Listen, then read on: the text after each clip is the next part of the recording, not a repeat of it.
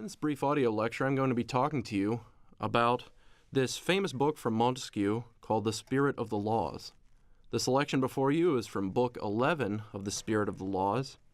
And before I talk to you about this selection, I would like to introduce to you briefly Montesquieu. Who was he? What was his influence? First, we should note that Montesquieu was extremely influential in the 18th century with respect to political philosophy. He was influential especially in America, and as one reads the Federalist Papers, one finds that many debates about the type of constitution that the United States should have was in many cases a debate about what the proper interpretation of Montesquieu's works were. But more than that, he was also influential in the constitutions that emerged during the independence movements throughout Latin America.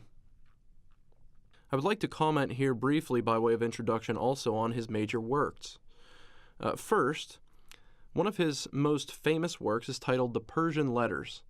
This is an epistolary fictional novel about two brothers who travel from Persia, or present-day Iran, to Paris.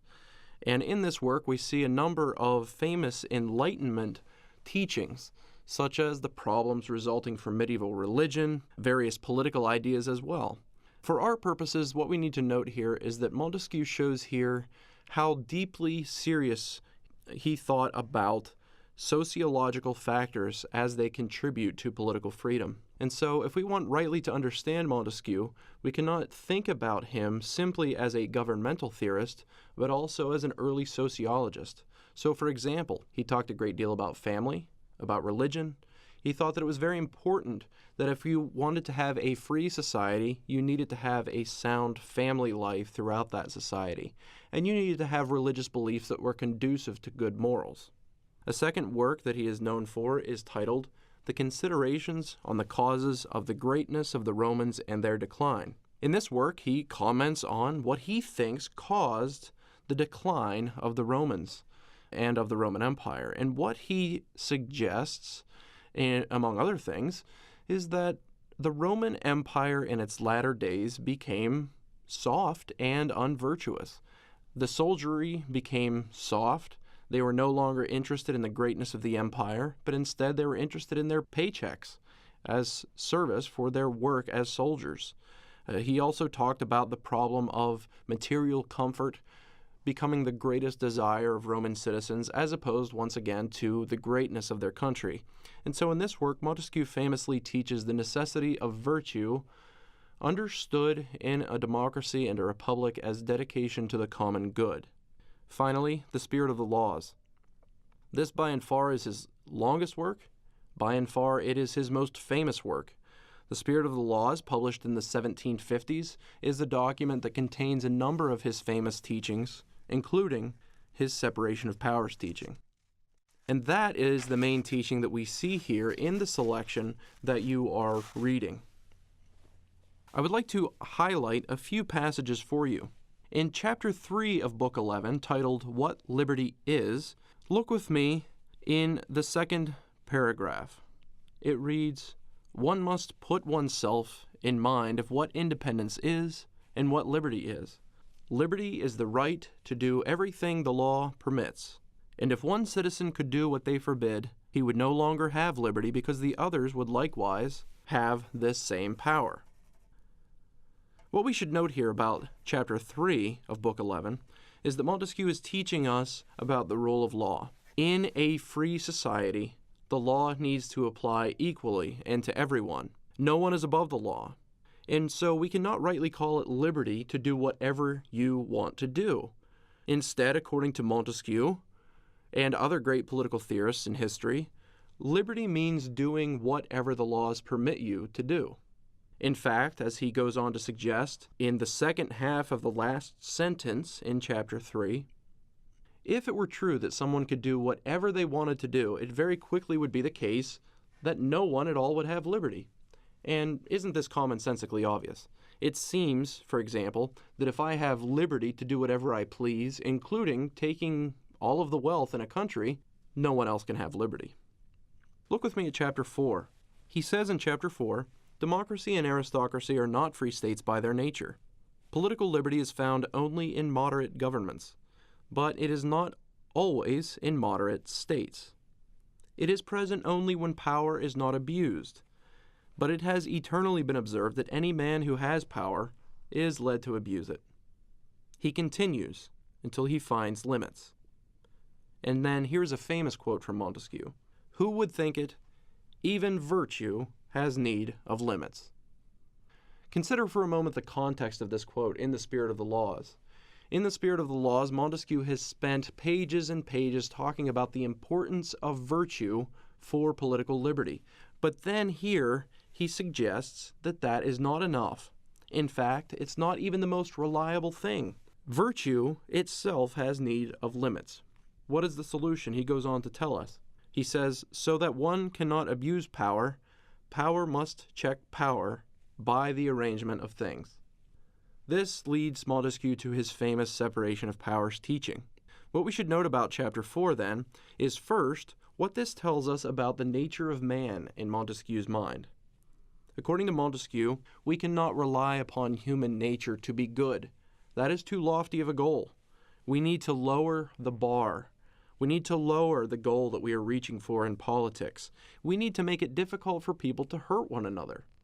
That is far easier, according to Montesquieu, than relying upon the virtue of a leader. It seems that this also is something very different from classical politics. According to some great classical thought, we can rely upon virtuous citizens and virtuous leaders to give us what we want. And so some people, unlike Montesquieu in the ancient world, would not be what we would call constitutionalists. They do not actually think it's the case that our leaders, if they are great and virtuous, need to submit to the law, just as everyone else does. In fact, according to some who would disagree with Montesquieu, it seems that we can tell people that they should do whatever they need to do to achieve good. But isn't it true that Montesquieu, in teaching this, that even virtue has need of limits, has given to the modern world one of the greatest securities for liberty that we can imagine? We cannot, according to experience, says Montesquieu, rely upon virtue. And doesn't our own experience and our own history books suggest something very similar? Finally, let's look at Chapter 6 on the Constitution of England. We should note about this chapter that this is an idealized version of the Constitution of England as it existed in the 18th century, but it was a constitution that Montesquieu hoped would exist, and to some extent did exist, in the Constitution of the United States that was ratified late 18th century. Look with me at the third paragraph of this selection. He says, when legislative power is united with executive power in a single person, or in a single body of the magistracy, there is no liberty, because one can fear that the same monarch or senate that makes tyrannical laws will execute them tyrannically. Nor is there liberty if the power of judging is not separate from legislative power and from executive power. If it were joined to legislative power, the power over the life and liberty of the citizens would be arbitrary, for the judge would be the legislator. If it were joined to the executive power, the judge could have the force of an oppressor.